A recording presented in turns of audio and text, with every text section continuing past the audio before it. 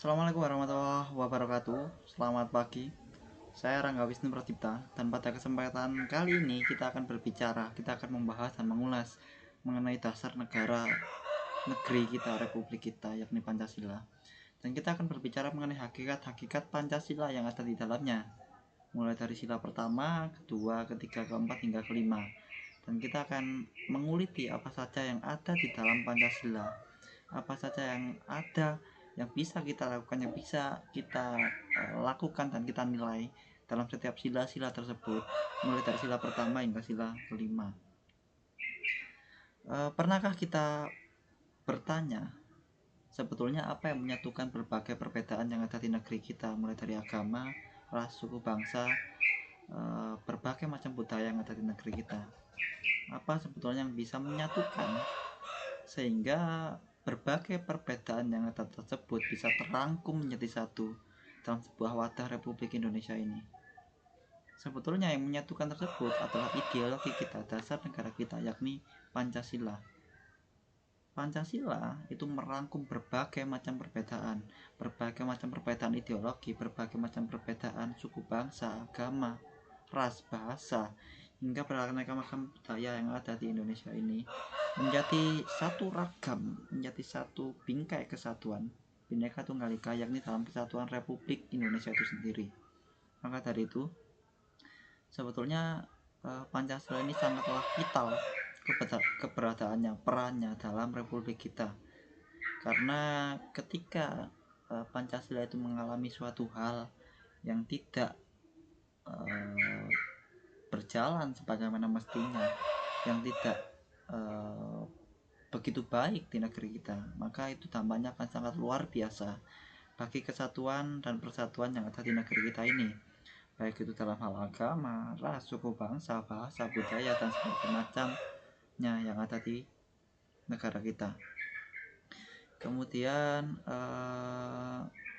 Pancasila itu sebenarnya bukan hanya sebagai dasar negara, tetapi lebih dari itu. Pancasila itu sebagai filsafat hidup bangsa, kompas moral, dan perekat keberagaman, di mana Pancasila ini nantinya menjadi panduan kita akan melangkah ke arah mana, akan menuju ke jalan yang sebelah mana.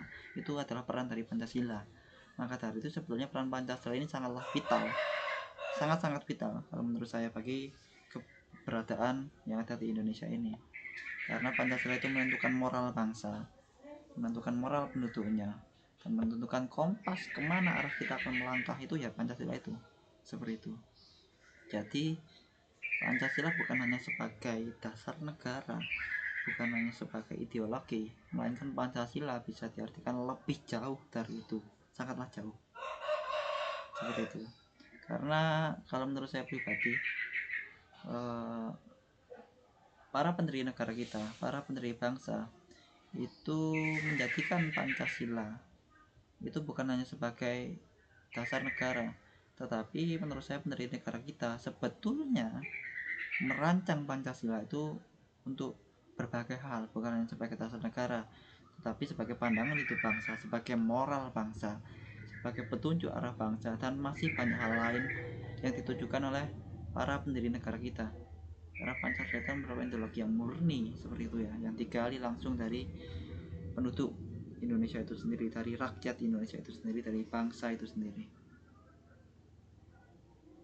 Pancasila, memahami hakikat Pancasila itu bukan sekedar menghafal butir-butirnya, bukan hanya sekedar menghafalkan sila ke-1 hingga sila ke-5 itu bunyinya seperti apa, bukan hanya sekedar menghafal logo-logonya atau simbol-simbolnya, tetapi memahami hakikat Pancasila itu kita bisa dengan berbagai cara, dengan berbagai hal, dengan menghayati maknanya dalam kehidupan sehari-hari, menjadikan fondasi kuat untuk menjaga keutuhan NKRI.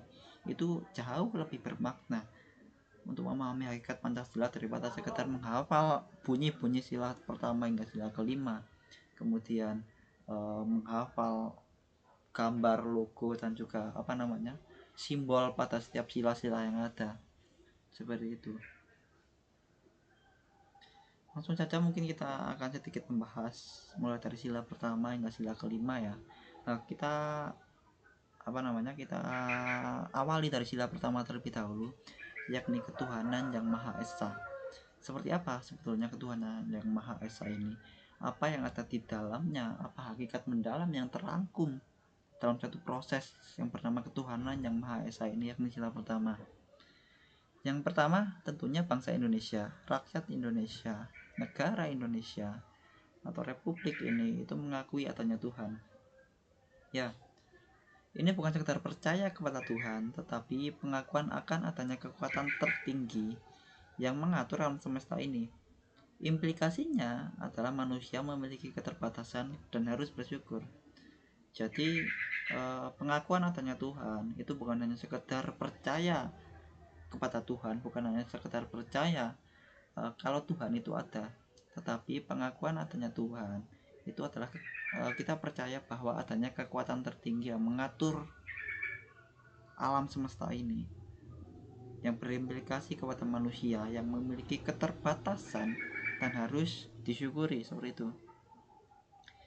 Yang kedua adalah kebebasan untuk beragama, menjamin setiap warga negara untuk memeluk agama dan kepercayaannya masing-masing. Ini merupakan fondasi pluralisme religius di Indonesia, seperti yang diajarkan oleh salah satu guru bangsa kita. Ada salah satu guru bangsa kita yang sangat saya kagumi melalui tulisannya, melalui pidatonya, melalui ceramahnya dan berbagai macam pemikirannya, yakni adalah Gus Dur. Gus Dur itu menurut saya adalah bapak pluralisme Indonesia yang sangat-sangat menjunjung tinggi pluralisme dan keberagaman yang ada di Indonesia. Walaupun backgroundnya adalah dari seorang NU atau seorang agama yang Islam, tetapi bapak bangsa ini tidak sekedar mempopulerkan, tidak sekedar melihat bangsa, tidak hanya sekedar mengajarkan tentang Pancasila itu dari satu sudut pandang agama saja, tetapi bisa merangkum berbagai macam agama, berbagai macam keberagaman, berbagai macam budaya utamanya yang ada di masyarakat ini seperti apa, seperti itu. Jadi menurut saya itu yang perlu kita pelajari, yang perlu kita ingat dalam situasi saat ini, dimana saat ini menurut saya banyak golongan, banyak orang, banyak akademisi dan sebagainya yang mereka berasal dari golongan tertentu, misalnya dari golongan agama tertentu atau budaya tertentu atau suku tertentu, dan tidak melihat Pancasila, tidak melihat bangsa, tidak mengajarkan tentang kemanusiaan, perbedaan dan sebagainya itu dari sudut pandang lain, tetapi mereka hanya merangkum dari satu sudut pandang saja yang dikeluarkan kepada masyarakat, seperti itu. Itu yang kedua. Yang ketiga adalah toleransi dan kerukunan. Itu sangat-sangat jelas ya, karena kita bukan hanya membiarkan agama itu ada, bukan hanya membiarkan bahwasannya perbedaan itu ada, tetapi kita juga menghormati dan menciptakan suasana damai antar umat beragama, karena itu adalah pilar penting dalam menjaga stabilitas sosial. Karena ketika kita hanya membiarkan, kita hanya mendiamkan bahwasanya ini memang ada perbedaan, ini memang ada perbedaan agama, ini memang ada perbedaan kepercayaan, hanya sebatas itu, maka pilar moral sosial yang ada di masyarakat itu sulit untuk terbangun, karena tidak ada interaksi di situ, tidak ada toleransi di dalamnya. Nah, ketika kita menyikapi sila pertama ini sebagai toleransi dan kerukunan, yakni menghormati dan menciptakan suasana damai di antara masyarakat atau antar umat beragama, itu sangat-sangat penting dalam membangun pilar dan menjaga stabilitas sosial yang ada di bangsa ini. Yang keempat adalah kewajiban untuk menjalankan ajaran. Sila pertama, ketuhanan yang Maha Esa itu juga mendorong setiap individu untuk menjalankan ajaran agamanya dengan baik, yang secara tidak langsung itu membentuk karakter moral yang kuat. Kalau kita bisa implementasikan dalam kehidupan sehari-hari, mungkin kewajiban menjalankan ajaran ini adalah beribadah sesuai agama atau kepercayaannya masing-masing. dengan setiap warga negara yang tidak menjalankan agama atau kepercayaan masing-masing, yang tidak sedang menjalankan agama atau kepercayaan masing-masing, itu bisa menjaga toleransi dan juga tidak memaksakan agama, beribadah sesuai keyakinan dan sebagainya. Artinya mereka ikut menjaga stabilitas sosial yang ada di dalamnya, seperti itu. Ada sebuah berita yang saya baca belakangan kemarin, dimana ini sangat-sangat berkaitan dengan sila pertama ini atau hakikat-hakikat yang ada di dalamnya. Isi berita tersebut adalah sebuah desa di Yogyakarta memiliki 3 rumah ibadah, yakni ada masjid, gereja, dan juga pura yang berdiri secara berdampingan. Selama perayaan hari besar agama, warga itu saling membantu mempersiapkan tempat ibadah dan menjaga keamanan. Misalnya saat Idul Fitri itu umat Kristen dan Hindu itu ikut menjaga ketertiban melalui menjaga parkir, keamanan, dan sebagainya. Kemudian saat Natal, umat Muslim dan Hindu ikut menjaga keamanan gereja, membantu menyiapkan acara berlangsungnya acara agama ini. Dan kemudian ketika ada agama Hindu, umat Islam dan umat Kristen juga melakukan hal yang serupa seperti yang dilakukan oleh kedua umat tersebut ketika sedang beribadah.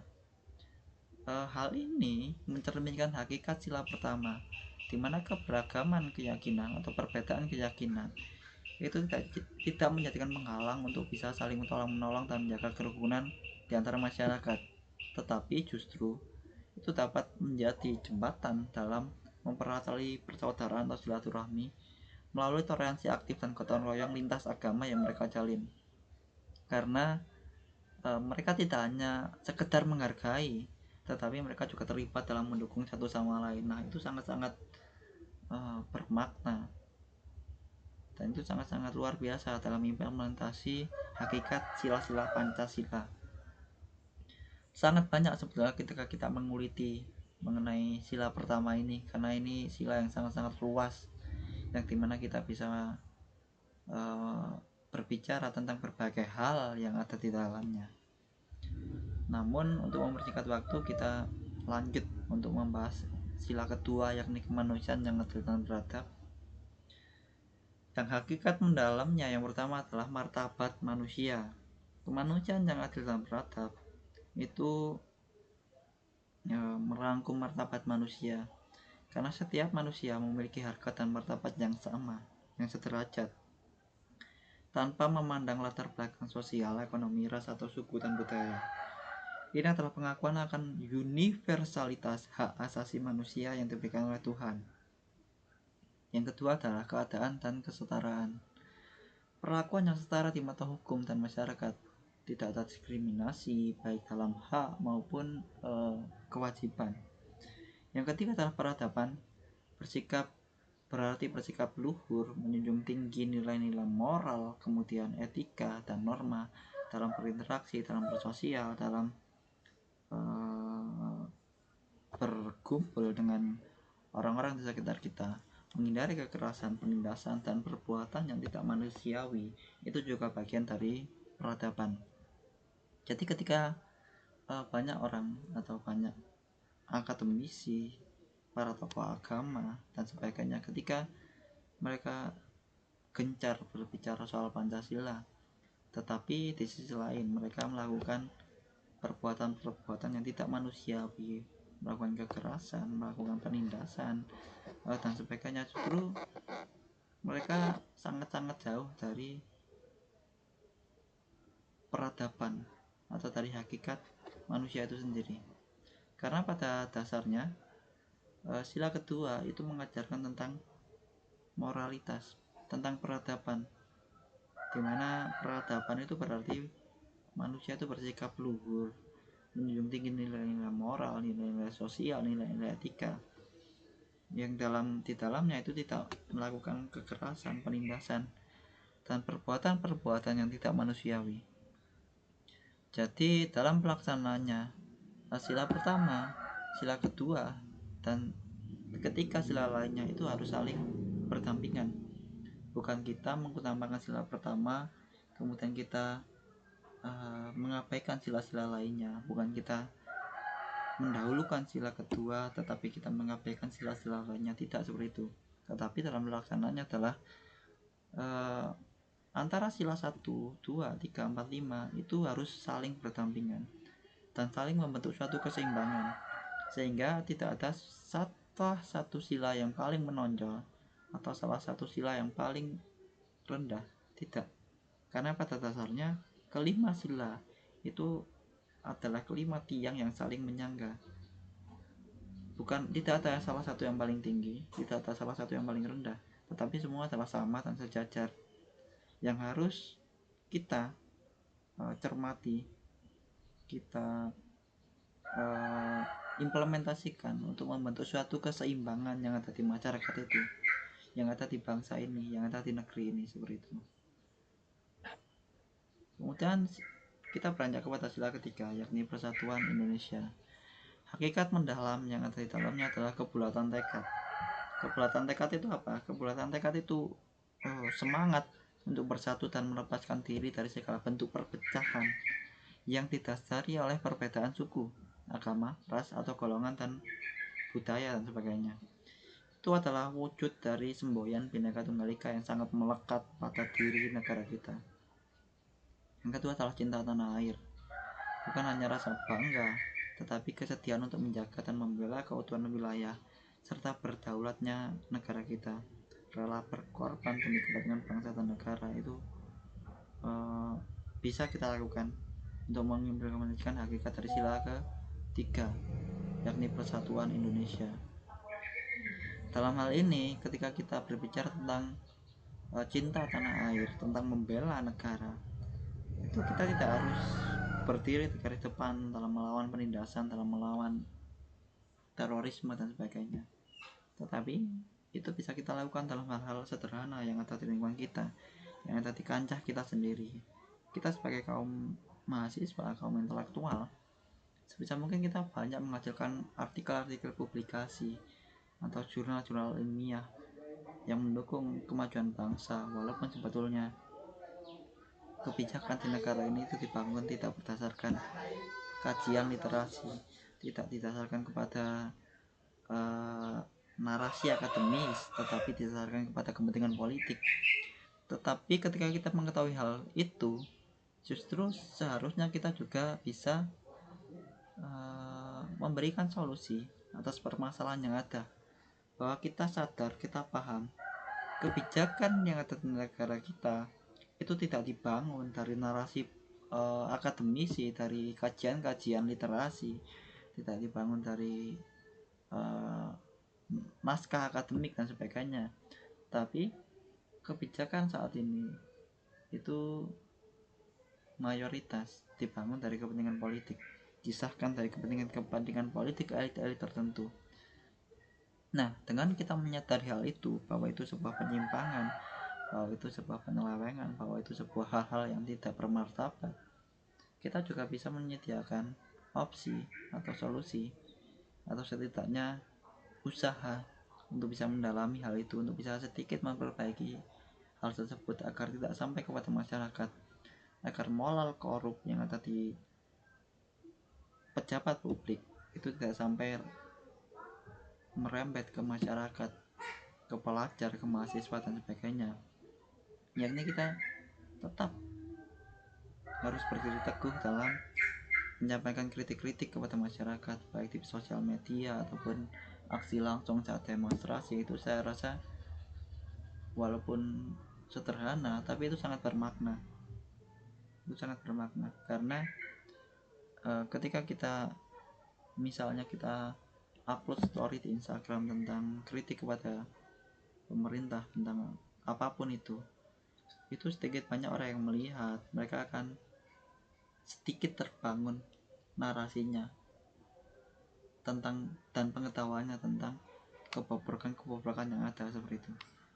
Jadi ketika mereka sudah tahu kebobrokan yang ada, itu sedikit banyak mereka juga punya keinginan, punya niat untuk bisa memperbaiki, untuk bisa mengetahui, untuk bisa mengikuti gejolak politik yang ada di negara kita ini. Karena saat ini generasi muda itu sangat-sangat apatisme dan buta terhadap politik yang ada, seperti itu.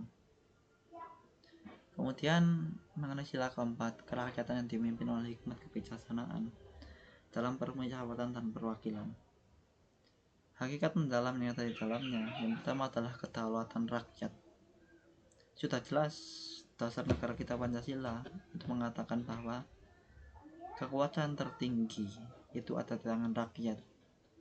Setiap kebijakan yang dibuat haruslah untuk kepentingan rakyat, tetapi dalam pelaksanaannya petinggi negara kita, petinggi negeri ini itu sangat minim kebijakan-kebijakan atau proses pembuatan kebijakan yang didasari pada kepentingan rakyat dan juga pelibatan rakyat itu sendiri. Karena sangat banyak kebijakan-kebijakan yang sangat kontroversi, utamanya belakangan ini ya. Sangat banyak kebijakan yang itu tidak berpedoman kepada kepentingan rakyat, dan juga dalam proses penyusunannya mereka tidak sama sekali tidak melibatkan rakyat di dalamnya. Nah itu kan sangat-sangat bertentangan dengan apa yang dikatakan oleh Pancasila, bahwa kekuasaan tertinggi itu ada di tangan rakyat, dan setiap kebijakan yang dibuat harus dibuat berdasarkan kepentingan rakyat, seperti itu. Kemudian sila keempat ini juga merangkum dalam musyawarah mufakat, di mana pengambilan keputusan melalui proses musyawarah untuk mencapai kesepakatan bersama, bukan melalui pemungutan suara semata yang seringkali meninggalkan pihak yang kalah, serta mengedepankan dialog dan deliberasi. Ideologi kita, Pancasila, itu mengajarkan kita untuk musyawarah mufakat, itu yang diutamakan, bukan pemungutan suara atau voting. Pemungutan suara atau voting itu adalah langkah terakhir ketika musyawarah itu tidak bisa mencapai mufakat, seperti itu. Nah, kalau dalam pelaksanaannya di negara kita saat ini, utamanya dalam pemilihan kepala daerah, pemilihan dewan dan sebagainya, itu kan sangat liberal ya, demokrasi yang sangat liberal, di mana voting atau pemungutan suara itu diutamakan daripada musyawarah untuk mufakat dalam memilih kepala daerah, kepala negara ataupun dewan rakyat itu sendiri. Karena pada dasarnya prinsip Pancasila itu adalah musyawarah mufakat. Nah saat ini musyawarah mufakat itu sangat jarang kita lihat, baik dalam perumusan kebijakan, baik dalam pemilihan pemimpin kita dan sebagainya. Karena mereka seringkali beralasan bahwa musyawarah mufakat itu sulit untuk mencapai sepakat. Padahal kalau kita maknai lebih dalam, musyawarah mufakat atau mufakat itu tidak harus semua sepakat, tetapi musyawarah mufakat itu yang dikedepankan adalah kebijaksanaan, di mana yang menang tidak merasa sombong, dan yang kalah harus menerima bahwa suara mereka atau pendapat mereka tidak digunakan, seperti itu. Jadi yang dikedepankan dalam musyawarah mufakat itu adalah kebijaksanaan, di mana yang menang itu tidak sombong dan yang kalah itu harus rela suaranya tidak dipakai, seperti itu. Karena kalau kita menunggu musyawarah mufakat itu semua harus sepakat, ya negara ini tidak akan pernah dibangun, negara ini tidak akan pernah ada, seperti itu. Kemudian yang terakhir adalah keadilan sosial bagi seluruh rakyat Indonesia.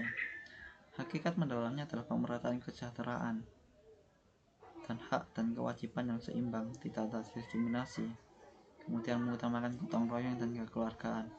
Itu sebetulnya hal utama yang ada pada sila kelima ini, di mana pemerataan hak dan kewajiban itu ada di dalam masyarakat, ada di dalam negara kita.